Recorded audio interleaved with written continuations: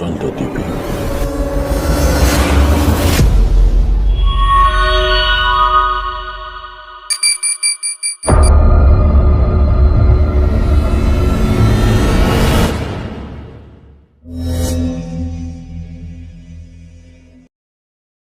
Akan diangkat derajatnya, berikan keistimewaan oleh Allah. Kemudian aupadilatan atau menjadi kelebihan, keutamaan ala sholatin maqbulati, ada sholat yang diperlukan. Asa ayam asa rabbuka, asa mudah-mudahan, tapi mudah-mudahan di sini Quran asa adalah Allah tahqiq pasti ayam asa rabbuka, akan mengangkat ayuki, maka akan letakkan Rabbuka Tuhan engkau kepada kau bil akhirati, di akhirat, maqamam mahmuda, di tempat yang terpuji. Di Al-Quran asa, di Quran pasti, bukan buah-buah lagi. Tapi di sini dimanakan apa? Mudah-mudahannya pasti ayam asaka, letakkan Allah Tuhan engkau kepada engkau fil akhirati, di akhirat. Di mana tempatnya? Maqamam mahmuda, di tempat yang terpuji. Yahmaduka, muji kepada engkau fihi, pada itu maqam. Al awwalun, orang-orang yang dahulu, wal akhirun, orang-orang yang belakangan. Siapa itu? Wahwa itu maqam syafa'ah. Maqam syafa'ah yaitu tempat syafaat. Karena nanti masing-masing ketika mempertanggungjawabkan amal di hari yang kami kunci mulut mereka, al-yauma nahtimu ala afwahihim wa tukallimuna aydihim wa tashhadu arjuluhum bima kanu yaksibun. Pada hari kami kunci mulut mereka dan akan menyaksikan kaki-kaki mereka dengan apa yang mereka perbuat. Iqra kitabak, kata Allah, baca buku amalmu, kafa bi nafsika al-yawma 'alaika hasiba. Cukup hari ini sebagai hari perhitungan. Itu karena kalian dan neraka dilihatnya.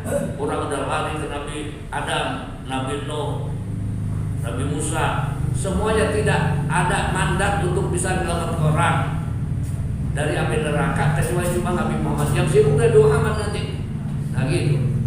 Malah kalau orang yang banyak rajin baca shalawat, bukan kita nyari Nabi nyari kita. Karena Nabi telah mengatakan man shalla alayya alfan, gitu. Ahabbu syafaati. Siapa orang yang membaca salat setiap hari 1.000 saja, maka itu paling berhak untuk menerima syafaat aku. Siakan oleh Nabi begitu. Kalau Nabi masa yang banget sama umatnya, gitu. Ketika mau meninggal dunia, Nabi Muhammad kan rasa sakit Nabi Muhammad ketika dicabut nyawa. Apa itu? Ya Allah, ketika dicabut nyawa, cukup saya wakili umat saya ini jangan dikasih sakit ketika dicabut nyawanya seperti yang aku rasakan. Kedua, minta kepada Allah supaya umatnya itu semuanya masuk surga. Yang ketiganya, Nabi Muhammad itu minta diberikan tempat untuk menyaksikan pada pelintasan itu. Karena kan Nabi Muhammad, Rabbi salim, Tuhan selamatkan. Maka kata saya lagi lagi mulut begini, artinya udah di pengajian di mana saja, pokoknya istighfar dan sholawat. Istighfar untuk mengurangi dosa kita, sholawat ini untuk pembelaan hukum kita. Sebab kalau kayak kita ngandalkan amal kita masuk surga, rasanya ya tahajud juga kita pun nggak seminggu surut Pak. Ya, gitu. Tapi pengen banget, tapi kayaknya bukan kemampuan kita sih gitu. Witir gak, kita baru 1. Sedangkan Nabi Muhammad 11. Pengen masuk surganya golongan api. Apa iya Pak? Lagu jalan ngaca dong. Iya bener ngaca. Dan minta baik, waku anna wa lana. Nah itu nanti golongan 4 golongan rombongan tuh. Golongan api itu yang dimaafkan oleh Allah, yang kata Nabi, ukti itu sab'ina alfan min ummati yadkhuluna al-jannata bighairi hisab. Aku diberi untuk umat aku 70.000 yang masuk tanpa dihisab kata Nabi. Pas fazadtu, aku minta tambah. Fazadani Rabbi fi kulli rajulin fi kulli wahidin yaitu isina alfan. Sab'ina alfan. Aku minta tambah kepada Allah dari 70.000 yang mati, yang yang masuk surga tanpa dihisab. Allah kabulkan permintaan Nabi, maka oleh Allah ditambah lagi satu orang 70.000, jadi 70.000 kali 70.000 yang masuk surga tanpa hisab. Minta aja kita kepada Allah, dikasih kagak itu urusan Allah. Nggak digolong. Ya iya kali kita gitu namanya. Maka waktu anna waghfir lana warhamna. Cuman kita penasaran begini, kita pengen selamat emak bapak kita. Kalau kita pengen selamat, banyak istighfar. Tinggal bagaimana orang tua kita ini nasibnya ini yang udah keluar dari dunia ini. Bagaimana kita berusaha supaya masuk surga melalui tempat maghfirah. Artinya di rombongan maghfirah, bukan karena dengan amalnya, banyaknya amal, tapi dengan dosanya dihabisin sama kita. Nah gitu. Oleh karena itu tahajud kita tahajud karena kita rasa kita banyak dosa banget rasanya ya.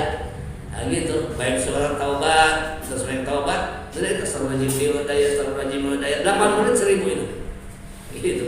Janji Nabi siapa orang yang rajin ngedoain orang tuanya untuk diampuni dosanya, Allah akan gampangkan, lancarkan rezekinya. Itu luar biasa ya. Apa begitu itu? Istighfar gitu tuh. Orang kita loloskan orang tua kita masuk ke golongan maghfirah. Ada lagi golongan rahmah, ada pembelaan hukum. Apa? Yaitu banyak sholawat. Sholat yang mana tuh? Kita supaya dapat banyak yang yang disebut sholat Jibril itu kan sholawat. Yang ditulis di sini ada sallallahu ala Muhammad. Nabi Adam juga melihat sallallahu ala Muhammad di jidat Jibril kan. Sampai itu sholat disebut sholawat Jibril. Sungguh sallallahu ala Muhammad sedikit, tapi itu adalah luar biasa. Nah itu. Maka selalu saya sampaikan ini arti kali gitu. Ada minat dan masuk surganya lewat apa namanya pintunya pintu rahmah. Nah gitu. Pertama 1000 untuk keselamatan di dunia kita. Nah gitu. Rezeki baca gampang, nggak lancar, hidup berkah, ilmu berkah, kemudian yang berkah, utang gampang dibayar, nah gitu. Gampang ngebayarnya, urusan gampang, itu dengan syafaat Nabi 1000. Kemudian yang 1000 yang kedua itu yaitu untuk keselamatan kita di alam barzakh kita, bebas dari siksa kubur dengan syafaat Nabi yang 1000. Yang 1000 yang ketiga nanti dibangun di padang mahsyar, kita akan mempertanggungjawabkan amal kita. Setelah dihisab ditimbang dah. Hampir gak gibek ke kiri romannya.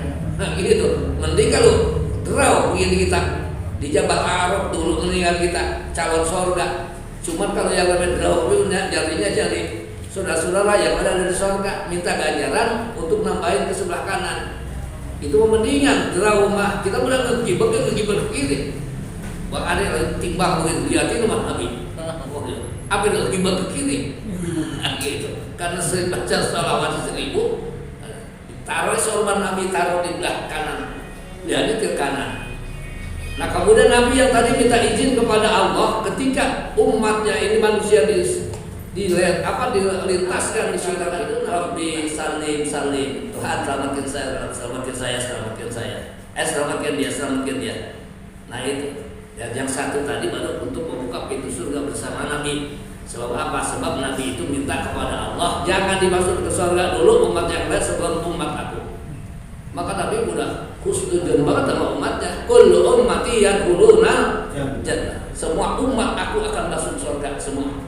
Ilaman apa? Kecuali orang yang gak mau, ada ilahnya. Salat betul sahabat. Wa may ya'ba ya Rasulullah, siapa emang orang yang gak mau masuk surga ya Rasulullah? Qala man ata'ani dakhala jannah wa man asani faqad aman. Siapa orang yang taat kepadaku, dia yang mau masuk surga. Tapi siapa orang yang durhaka kepadaku, tidak taat kepadaku, dialah yang tidak mau masuk surga. Dilihatnya banyakkan orang yang tidak mau masuk surga, kayaknya begitu. Sebab ketika gue surga, kelihatannya perubahannya nggak begitu banyak, tapi buat neraka mah abu-abuan ya, Masya Allah. Nah itu kita lanjutkan. Pipasil kodok ya pada keputusan hukum.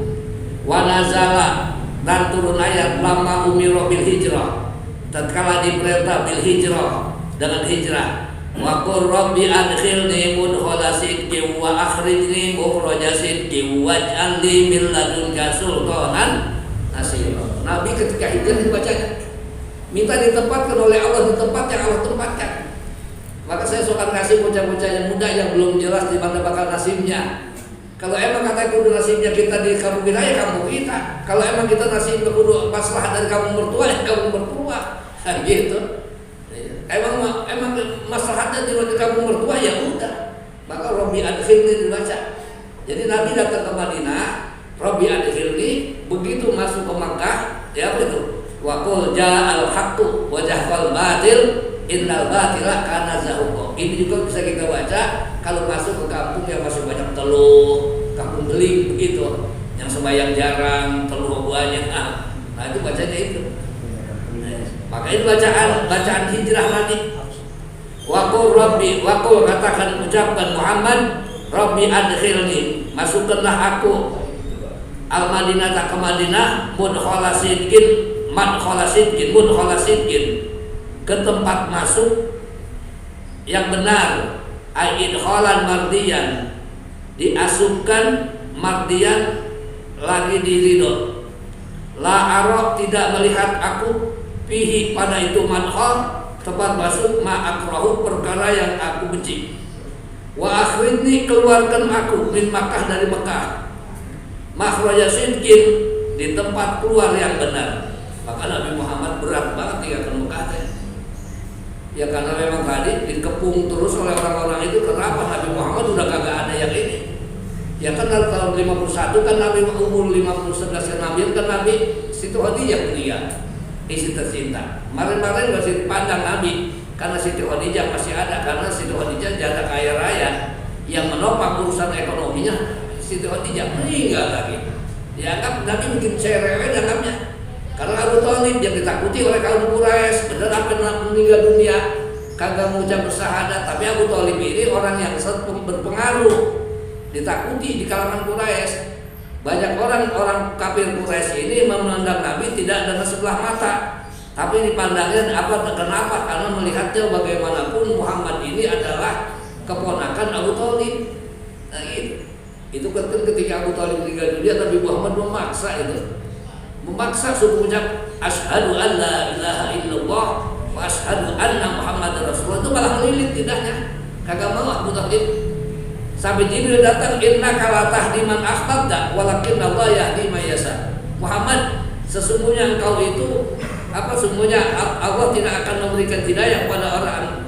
Innaka la tahdi, sesungguhnya engkau tidak akan bisa memberikan hidayah kepada orang yang kau cintai, walakin Allah yahdi may yasha, akan tapi Allah memberikan hidayah pada orang yang Allah kehendaki. Jadi itu bagaimana menempatkan akidah kita?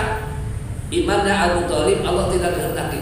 Tidak iman Abu Thalib Allah tidak redha. Kenapa? Abu Thalib tidak berusaha untuk iman. Nah gitu. Ada berangkat ke Taif, mengingat di sana banyak saudara, kali aja gitu ada dukungan moral dan saudara. Di saat-saat musuh semakin banyak, yang ditakuti udah pada kagak ada. Nabi sampai di sana, sampai di Madinah, sampai di Makkah itu Nabi Muhammad itu bukan disambut dengan marhaban ahlan wa sahlan, malah disambutnya dengan hujan batu sampai jidatnya bocor. Itu Nabi tadangin malah ditanya kan sahabat, ya Rasulullah, kenapa engkau itu biasanya jatuh ke bumi? Kata Rasulullah, kalau darah aku jatuh ke bumi, aku takuti orang yang jahat kepadaku dimurka oleh Allah. Kata kita biarin amat dimurka gaya Nabi ini. Nabi luar biasa. Maka rahmatan alamin semua pihak Nabi luar biasa itu. Ya apa Jibril udah nggak sabar banget Muhammad dia doa apa kepada Allah supaya Allah hukum ke orang Taif. Udah nggak sabar Jibril lihat Muhammad jidatnya bocor, kakinya kena batu sambitan dari orang-orang Taif. Tapi Nabi Muhammad aku dijawabnya, kata Jibril, seandainya aku diperintah oleh Allah untuk menghukum orang Taif, sekarang juga gunung Uhud aku akan cabut dari jangkarnya, aku akan timpahkan kepalanya. Gitu.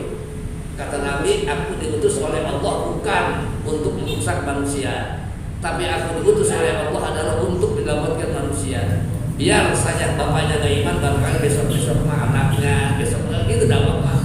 Bukan main Nabi. Kita sedikit kesabar kita melihatnya udah saja. Tuh gitu.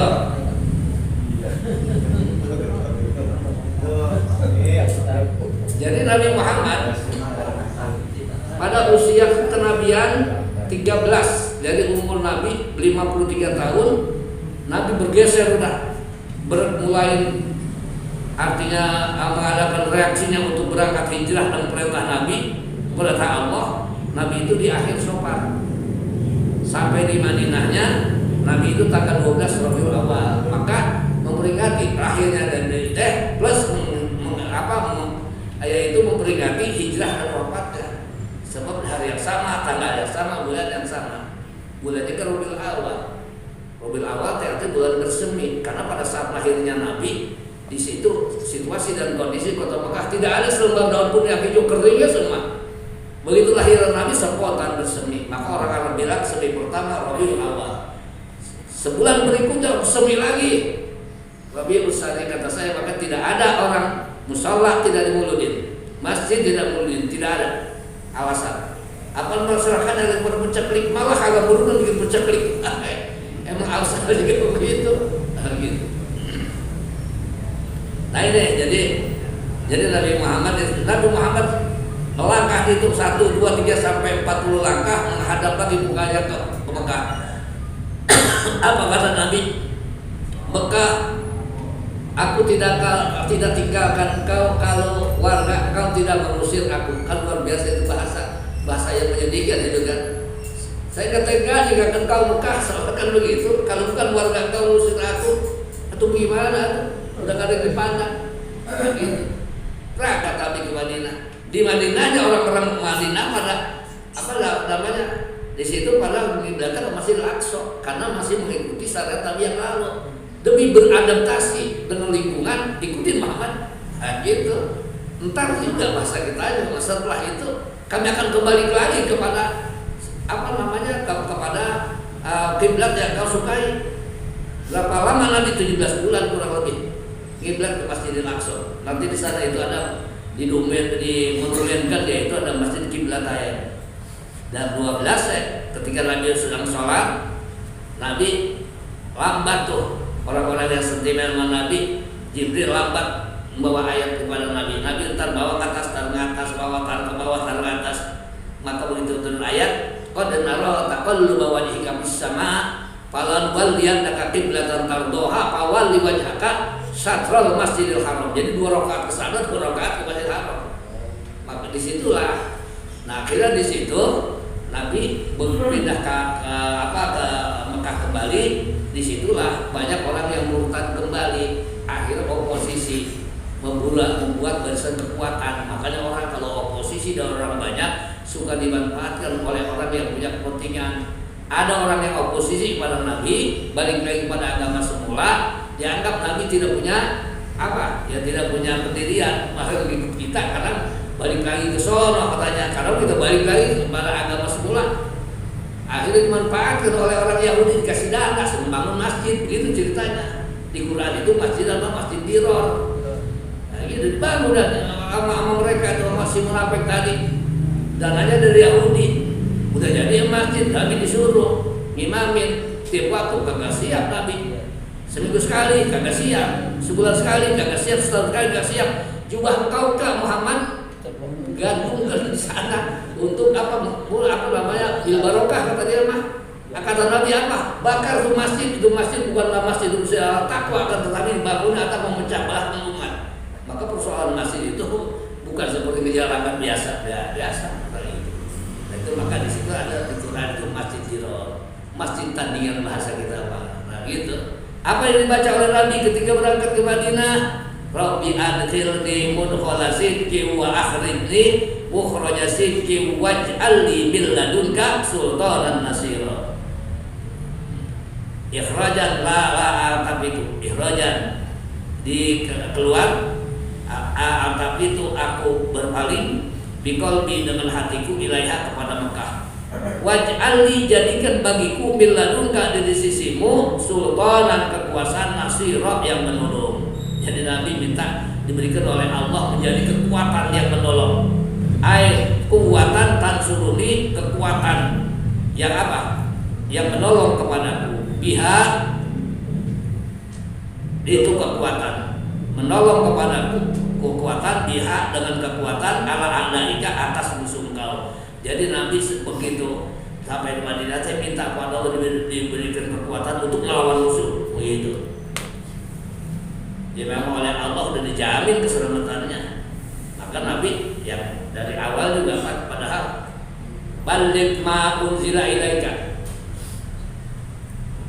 balik ma unzila ilaika wa illam taf'al fa balagh ayyuhar rasul, hai rasul, balik ma unzila ilaika, sampaikan apa yang diturunkan kepada engkau mir rabbika, dari Tuhanmu.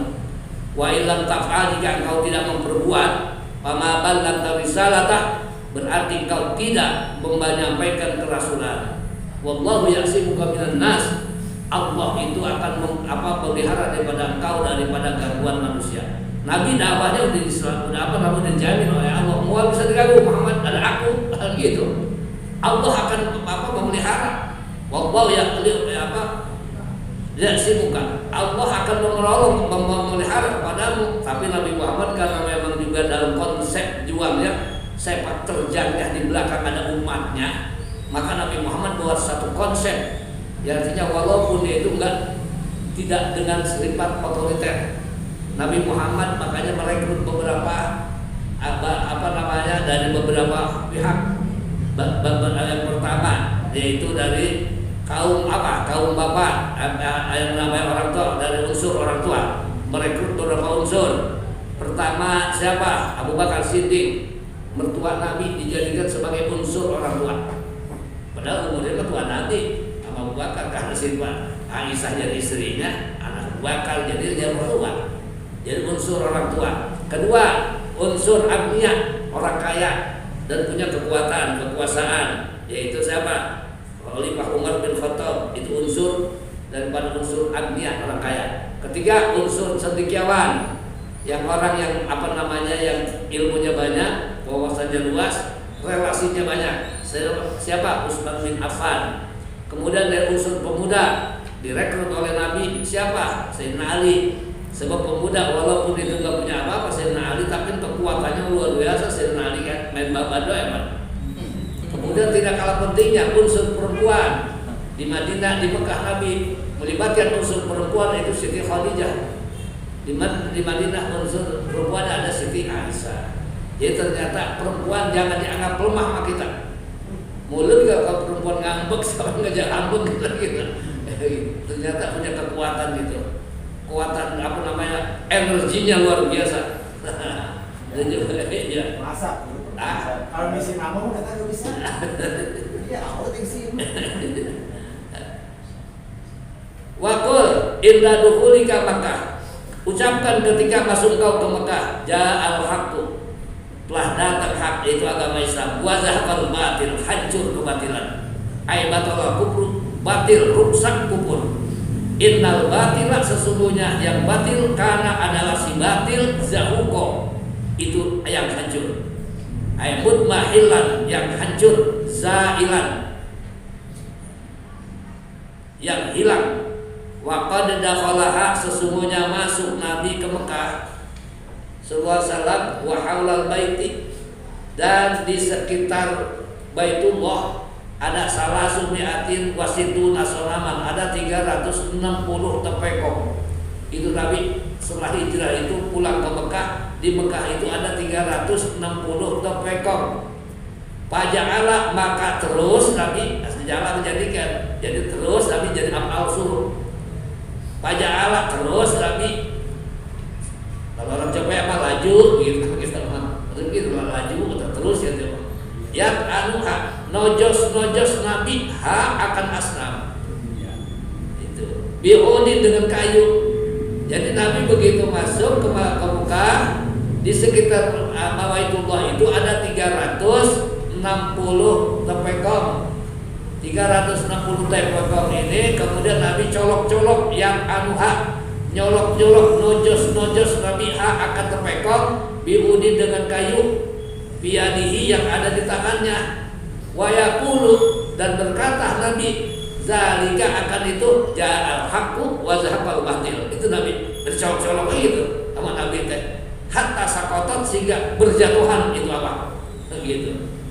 Itu apa itu terpekong pada jatuh sama Nabi colokin matanya. Qul ja'al haqqu wa zahaqal batil innal batila kana zahuqa. Tadi itu.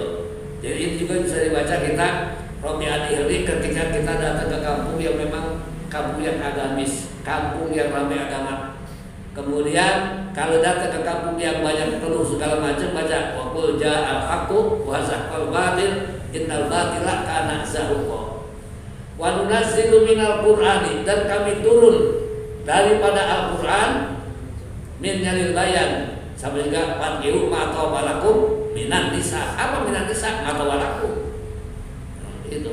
Ghafarallahu lahu ma taqaddama. Apa ma taqaddama? Apa min dzalika itu min nyalil bayan. Kayak ini nih. Wa nunazzilu minal qur'ani dan kami turunkan daripada Al-Qur'an ma perkara. Yaitu bayannya muqaddam itu. Perkara. Apa itu perkara? Minal Qur'an. Kami turunkan daripada Quran ma huwa sifat perkara yang menjadi obat minad dhalalati daripada kesasar. Jadi sifat Al-Qur'an itu sifat. Bisa jadi sebagai pakai cabai ya. Ya narukuni banda wa salaman ala Ibrahim orang dulu kan diamalin itu. Sampai bocah keseduh. Bocah keseduh baca itu tip-tip ya pokoknya itu. Ya narukuni banda wa salaman Ibrahim. Kita mah kan ada dadakan bacanya, kagak ada pengaruhnya kita mah, tapi yang dibaca yang diamalin lah itu. Gitu. Bari ada gurunya. Di tip-tip itu hilang itu ya panas itu waktu itu. Pertama waktu ya narukuni banda wa salaman Ibrahim.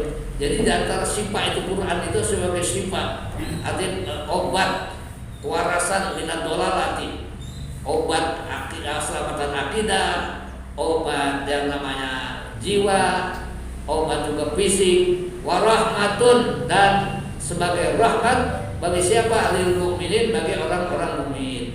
Bihi dengan Quran. Kenapa menjadi rahmat orang mukmin? Sebab rumah kalau baca Al-Quran maka rumah itu akan diberkahkan oleh Allah dan ada malaikat yang betah, malaikat rahmat. Maka Nabi nyuruh apabila ngisi rumah baca suratul Baqarah. Bacanya semuanya yang bagus kita yang baca. Tapi kalau nggak sempat orang lain amplopin. Itu tajam. Iya. Amplopin berharga. Ada orang ngajiin ketika kebayaran orang rasanya enak orang ngajiin astagfirullahaladzim. Makanya sebelumnya putus itu berarti ada orang tuh ngaji udah nggak mulut doakan masih macul. Puasa mau sampai ada macul. Nah gitu. Dulu maaf ya. Ada sedikit. Mungkin ngaji kita sampai ilah fasaro. Ya. Karena ada undangan dulu juga perlu mengingatkan. Ya. Supaya guru ngajar di sana. Ya. Itu atau dulu lagi di sini. Ya. Kebetulan ini harusnya libur orang bisa. Iya nggak apa-apa. Iya kayaknya saja. Ya. Jadi Quran itu sebagai rahmat. Maka rumah kita serajin bacain 11 ayat. Mana? Di pagi dibaca, sore dibaca, itu rumah kan segar. Rumah itu walaupun kita nggak punya apa-apa, tapi itu kelihatan rumah itu. Ya, pokoknya kondusif lah gitu. Adem ayem, pilih bager. Gitu. Pertama ada lamim wa ulaika humul muflihun 5 ayat. Suratul Baqarah tuh pagi dibaca sore baca. Pertama dari alif lam mim sampai wa ulaika humul muflihun. Itu berapa? 5 ayat. Kemudian yang kedua ditambah dengan ayat kursi katanya sebagai ayat 8. Jadi dibaca pagi pada sore gitu. Kalau yang namanya suratul Baqarah dibaca penting isi rumah. Gitu. Isi rumah itu disunatin itu. Nabi nyuruh itu diterangkan di tafsir Ibnu Katsir itu. Bagus kita yang baca. Jadi karena Al-Quran itu sebagai rahmat bagi orang-orang mukmin. Wala yazidu zalimina dan tidak tambah-tambah kepada orang yang zalim, yakni orang-orang kafir, illa khosaro, melainkan kerugian. Kenapa? Likuprihim, karena kufurnya kafirin bihi kepada Quran.